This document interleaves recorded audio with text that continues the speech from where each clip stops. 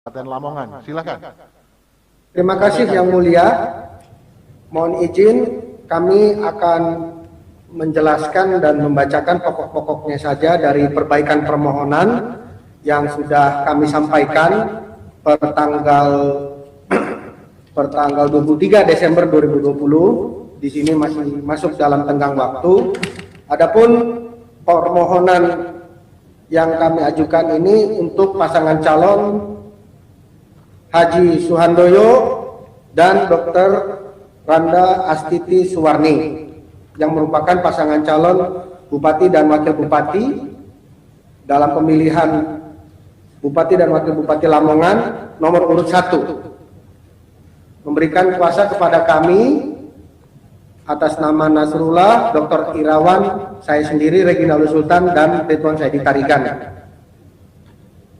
Kami mengajukan permohonan kepada Mahkamah Konstitusi perihal perselisihan penetapan perolehan suara hasil pemilihan Bupati dan Wakil Bupati Lamongan berdasarkan SK KPU Kabupaten Lamongan nomor 1725 garing dan seterusnya tahun 2020 tentang penetapan rekapitulasi hasil penghitungan perolehan suara dan hasil pemilihan Bupati dan Wakil Bupati Lamongan tahun 2020 bertanggal 17 Desember 2020. Selanjutnya Yang Mulia, untuk kewenangan Mahkamah Konstitusi mohon dianggap dibacakan. Selanjutnya untuk kedudukan hukum pemohon, Ya, itu dianggap pemohon dibacakan. adalah Jelas karena yang memohon adalah pasangan nomor urut 1 kan? ya Yang Mulia. Dianggap dibacakan. Terus silakan. Baik. Untuk kewenangan Mahkamah Konstitusi mohon dianggap dibacakan Yang Mulia. Ini karena sengketa pemilihan Bupati Lamongan, jelas itu menjadi kewenangan Mahkamah ya, dianggap dibacakan. Terus Kedudukan hukum pemohon, di sini kami sudah menyampaikan bahwa pemohon adalah pasangan calon sesuai dengan SK KPU Yang Mulia. Ya jelas, tadi sudah saya sampaikan karena Anda pemohon pasangan calon nomor urut 1 ya Anda punya kedudukan hukum, itu sudah jelas. Baik. Ya, dianggap dibacakan. Sekarang dalil-dalilnya saja, pokok-pokoknya pelanggarannya dilakukan oleh siapa? Ya. Baik Yang Mulia, Sampaikan. mohon izin untuk masuk ke pokok permohonan, Ya. mulai dari halaman 11 Yang Mulia. Ya. Di sini kami pemohon sudah membuat secara garis besar terdapat ada 6 klasifikasi pelanggaran yang kami alamatkan terhadap termohon Yang Mulia. Ya, silakan. Dan ada klasifikasi juga yang terakhir, kami menduga bahwa pelanggaran yang dilakukan oleh termohon ini diduga menguntungkan pasangan calon lain di dalam pemilihan Bupati dan Wakil Bupati Lamongan. Ya. Silakan. Baik, pertama tentang pelanggaran tata cara pendistribusian jumlah surat suara ke TPS-TPS dalam pemilihan Bupati dan Wakil Bupati Lamongan tahun 2020 yang bertentangan dengan PKPU 18 2020. Jadi dalil kami di sini Yang Mulia, terjadi pelanggaran tata cara pemungutan dan penghitungan khususnya mengenai jumlah surat suara yang merupakan salah satu instrumen penting dalam pemungutan dan penghitungan suara yang tersebar di beberapa kecamatan di Kabupaten Lamongan. Adapun di sini pelanggaran yang terjadi di 26 kecamatan dari 27 kecamatan di Kabupaten Lamongan. Terjadi secara masif. Terdapat ketidaksesuaian perbedaan antara jumlah surat suara yang ada tersedia di TPS pada saat pencoblosan tanggal 9 Desember 2020 dengan ketentuan aturan yang mengenai jumlah surat suara harus sebanyak yang tercantum dalam DPT ditambah 2,5% dari jumlah pemilih yang tercantum dalam DPT sebagai cadangan. Kenyataannya yang ditemukan bagaimana? Kami menemukan di sini ada 714 di TPS yang bermasalah Yang Mulia dan tersebar secara masif di 26 kecamatan dari 27 kecamatan. Ya, itu kan ditambahi 2,5% kan? Iya, betul Yang Mulia. Kalau itu kalau menurut saudara kok melanggar itu di mana? Ditambah 2,5% atau lebih banyak dari itu? Jadi variannya ada yang lebih dari 2,5%, ada yang kurang dari 2,5% yang mulia. Oke. Terus yang lain? Mohon izin, dari 714 TPS kami sudah menjabarkan, menguraikan dalam bentuk tabel mulai dari halaman 12 yang mulia sampai dengan halaman 33. Ya. Intinya yang mulia terkait dengan surat suara yang tidak sesuai dengan jumlahnya itu, dasarnya kami adalah bahwa sesuai dengan ketentuan pasal 20 ayat 1 PKPU 18/2020 berbunyi dalam pasal 20, surat suara sebanyak jumlah pemilih yang tercantum dalam DPT ditambah 2,5% dari jumlah pemilih yang tercantum dalam DPT. Tadi sudah. Jadi mestinya menurut aturan jumlah sesuai dengan jumlah DPT plus 2,5%. Tapi kenyataan yang Anda temukan itu gimana? Kami menemukan ada di 714 TPS yang mulia. Iya, kasusnya gimana? Melebihinya apa ditambah 100% atau ditambah 10% atau bagaimana kasusnya? Kasusnya itu banyak yang lebih dari 2,5%, ada beberapa yang kurang juga sedikit dari 2,5%. Oke. Nanti termohon merespon ya itu ya. Baik, terus dalil yang lain? Baik, yang kedua yang mulia terkait dengan tata cara pembetulan koreksi yang tidak sesuai dengan PKPU 18/2020. Intinya di sini yang mulia, kami menemukan pelanggaran yang terjadi dalam hal koreksi yang masih menggunakan tip X dan coretan tidak sesuai dengan PKPU mulai dari halaman 34. Di sini kami menemukan ada 150 TPS yang bermasalah. Yang itu mestinya kalau koreksi bagaimana menurut peraturan? Jadi yang mulia mohon izin untuk koreksi di situ harus ada paraf dari ketua KPPS, kemudian ketua KPPS itu menuangkan pembetulan dalam formulir C kejadian khusus. Bukan di tip X tapi dicoret dan diparaf, yang betul kan begitu toh? Betul yang mulia. Nah, tapi ini kenyataannya gimana? Di tip X dan tidak diparaf. Di tip X dan tidak diparaf. Nah, ya yang jelas begitu. Ya. Siap. Silahkan Di sini, terus. dalam halaman 35 kami sudah uraikan dalam bentuk tabel di 150 TPS mulai dari halaman 35 sampai dengan halaman 38 yang mulia. Ya. Terus yang lain? Dalil yang ketiga, pelanggaran yang ketiga, halaman 38 ini terkait dengan tata cara kesalahan penjumlahan oleh KPPS yang mulia. Ya, kesalahan Di penjumlahan. sini kami menemukan ada 23 TPS yang bermasalah. Kami sudah uraikan dengan berbagai macam jenis-jenis dan varian permasalahannya mulai dari halaman 39 yang mulia dalam bentuk tabel sampai dengan halaman 41. Ya. Terus? Baik, mohon izin lanjut yang mulia untuk yang permasalahan keempat. Di sini kami menemukan ada kesalahan penjumlahan saja yang mulia, tetapi ini bertentangan dengan PKPU 18/2020. Di sini kami menemukan ada 4 TPS yang bermasalah. Oke. Kami juga uraikan dalam tabel. Ya, terus? Baik, untuk kejadian yang kelima yang mulia, pelanggaran pembukaan kotak suara dalam Pilkada Lamongan 2020. Di sini kami mengetahui dan menemukan ada terjadi pembukaan kotak suara di satu TPS, yaitu TPS 6 Desa Bojo Asri, Kecamatan Kalitengah, Kabupaten Lamongan, yang dilakukan revisi di luar dari forum resmi, di mana diduga dilakukan oleh PPS Bojo Asri yang mulia. Ya, ini di TPS 6 itu dibuka. Kotak suara itu mestinya setelah selesai pemungutan suara pada pukul 1 dilakukan penghitungan. Setelah itu semua selesai, ditandatangani oleh petugas KPPS, tanda tangani oleh saksi, habis itu ditutup, disegel, kan gitu kan? Benar yang mulia. Nah, terus ini habis itu bagaimana? Jadi habis itu sebelum masuk ke pleno PPK, dibuka lagi. iya, Yang Mulia, di luar Dibuka forum di resmi. mana? Dibuka di mana? Dibuka sebelum pelaksanaan pleno PPK. Nah iya, dibuka di mana itu? Masih tetap di TPS itu atau di mana?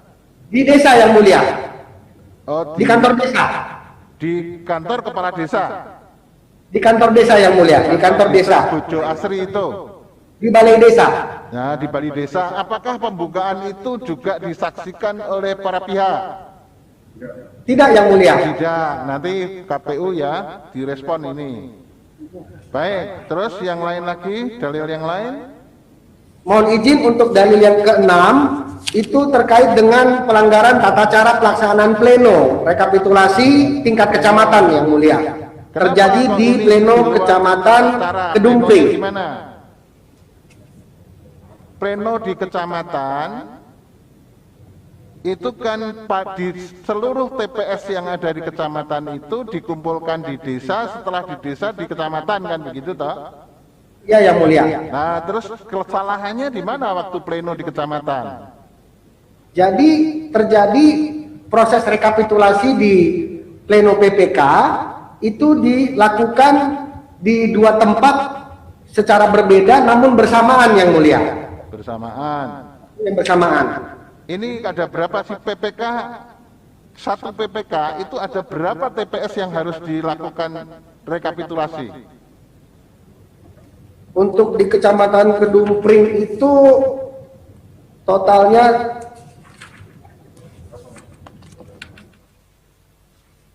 Ya, nanti ini bisa direspon oleh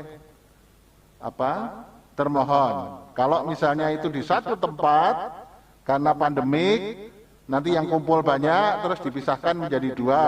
Tetapi syarat untuk dipisahkan itu harus ada para pihak, ya, disaksikan oleh Bawaslu atau pengawas lapangan, itu semuanya menyaksikan sesuai dengan ketentuan supaya efisien dan tidak melanggar protokol kesehatan. Misalnya begitu, ya. Tapi Anda mengatakan ini dipisah, ya. tapi dipisahnya tidak memenuhi syarat menurut Anda. Ya Yang Mulia, karena kami waktu itu keberatan Yang Mulia. Ya, baik. Terus yang berikutnya apa? Baik. Kami juga akan menyampaikan hal-hal yang terjadi dalam pleno kabupaten Ya, yang dilakukan pada tanggal 16-17 Desember 2020 yang lalu. Kami menemukan berbagai pelanggaran Yang Mulia terjadi seperti sampul suara terbuka, sobek atau tidak tersegel, tidak ada sampul surat suara, tidak ada segel, dokumen hasil rekapitulasi tidak dimasukkan dalam kotak suara tidak tersegel, plastik tidak tersegel, jumlah segel kurang dari jumlah segel kurang. Itu terjadi pada 1, 2, 3, 4, 5 kecamatan di Kabupaten Lamongan Yang Mulia. Iya, Di Kecamatan Nimbang, Kecamatan Paciran, Kecamatan Pucuk, Kecamatan Sukodadi, dan terakhir Kecamatan Dekat. itu bukti P6, P7, P8 dan P9 itu. Ya, Ya, baik.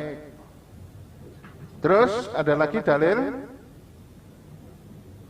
di sini selanjutnya kami hanya menegaskan bahwa kami tidak menandatangani berita acara rekapitulasi tingkat kabupaten tersebut Yang Mulia. Baik. Terus atas kejadian-kejadian dalam pleno kabupaten kami sudah melaporkannya ke Bawaslu. Sebentar, saya tanyakan dulu. Tidak tanda tangannya itu dimulai dari TPS atau sudah di PPK atau di rekap kabupaten? Mulai dari kecamatan Yang Mulia. Mulai di kecamatan. Siap. Setelah Benar, Yang tahu Mulia. kalah nggak mau tanda tangan, tapi mulai di TPS waktu belum tahu kalah tanda tangan semua saksinya. Ya, Begini Yang Mulia, mohon izin untuk yang terkait permasalahan jumlah surat suara tidak sesuai dengan begitu, itu kan belum menjadi fokus bagi saksi di TPS Yang Mulia. jadi ini tidak tanda tangannya di tataran mana? Mulai di PPK. PPK Yang Mulia, kecamatan. Di mana? Di kecamatan Yang Mulia. tidak tanda tangan di semua PPK, ada berapa PPK? Ada 27 PPK, kami tidak tanda tangan di 26 kecamatan. 26 PPK tidak tanda tangan ya? Baik. Siap, Yang Mulia. Ya, terus ada lagi? Kami menjelaskan di sini selanjutnya ada dalil-dalil tentang kami sudah melaporkan untuk ke Bawaslu di halaman 44, Yang Mulia. Ya.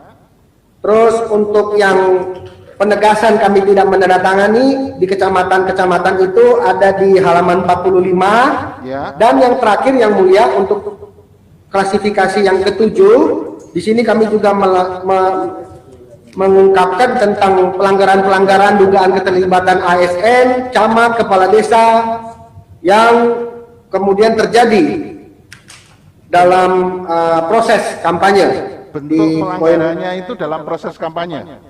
Siap, siap. Oke. Ya. Itu bukti VD P berapa ini?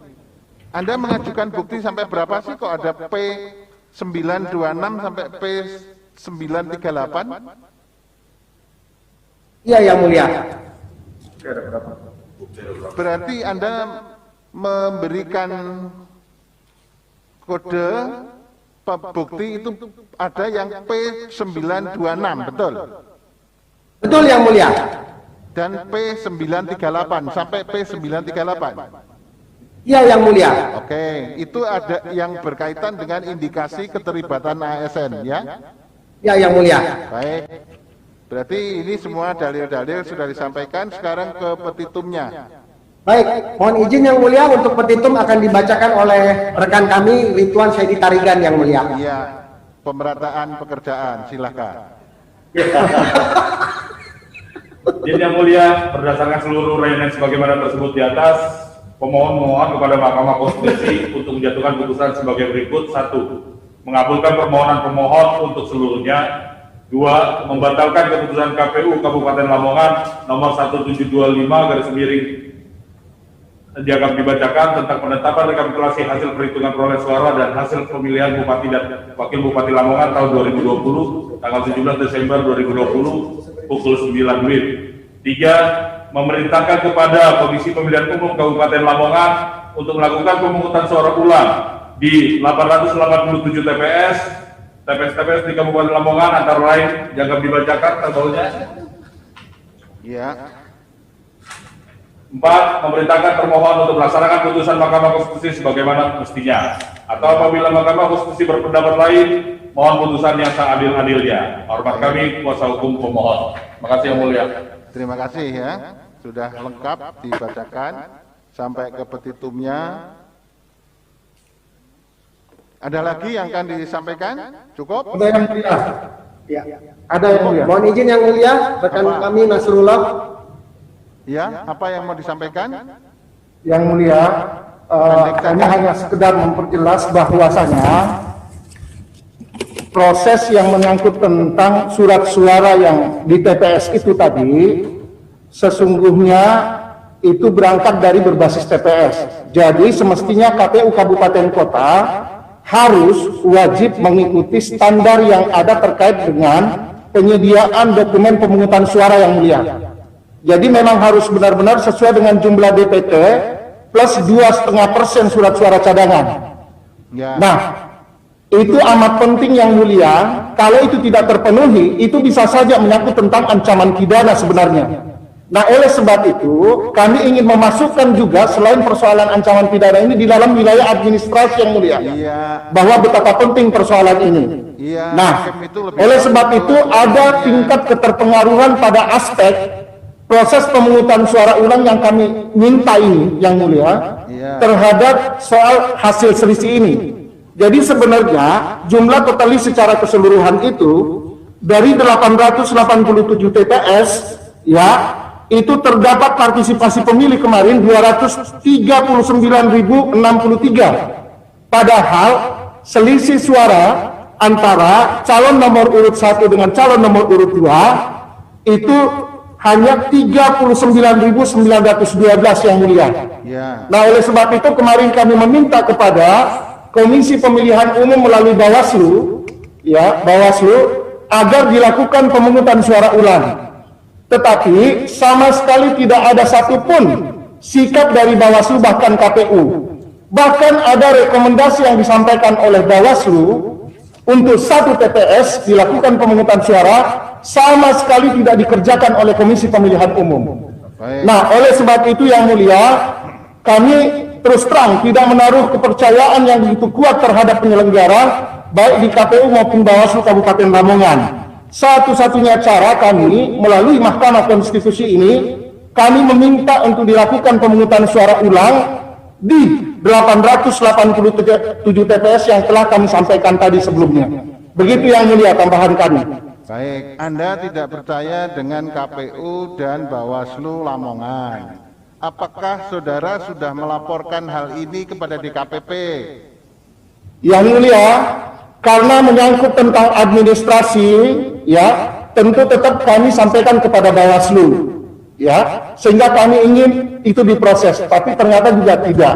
Karena itu tidak, tentu kepada Mahkamah Konstitusi. Terkait dengan soal DKPP, itu langkah lain yang akan mungkin kami rancang untuk soal-soal etika itu. Demikian yang mulia. Ada indikasi laporan Anda ke DKPP dan diproses kemudian KPU atau Bawaslu-nya di situ diputus tidak independen, tidak apa namanya?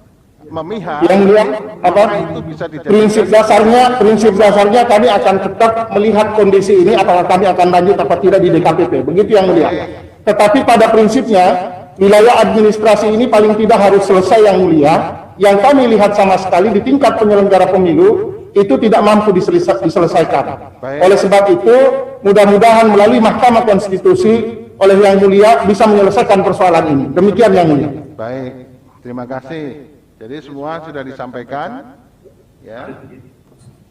Sebelum saya akhiri persidangan ini, para termohon, pihak terkait dan Bawaslu sudah mendengar ketiga permohonan ini dan apa yang perlu direspon sehingga Mahkamah mendapat penjelasan dan keterangan yang berimbang dari semua pihak sehingga dapat dijadikan dasar untuk memutus perkara ini dengan adil-adilnya, ya. Tolong bisa direspon. Baik, kalau begitu saya akan mengesahkan dulu bukti pada perkara 87 Kabupaten Banyuwangi. Pemohon mengajukan bukti P1 sampai dengan P28. Ya, betul? Benar yang mulia. Tapi ada beberapa hal catatan yang perlu nanti Anda selesaikan.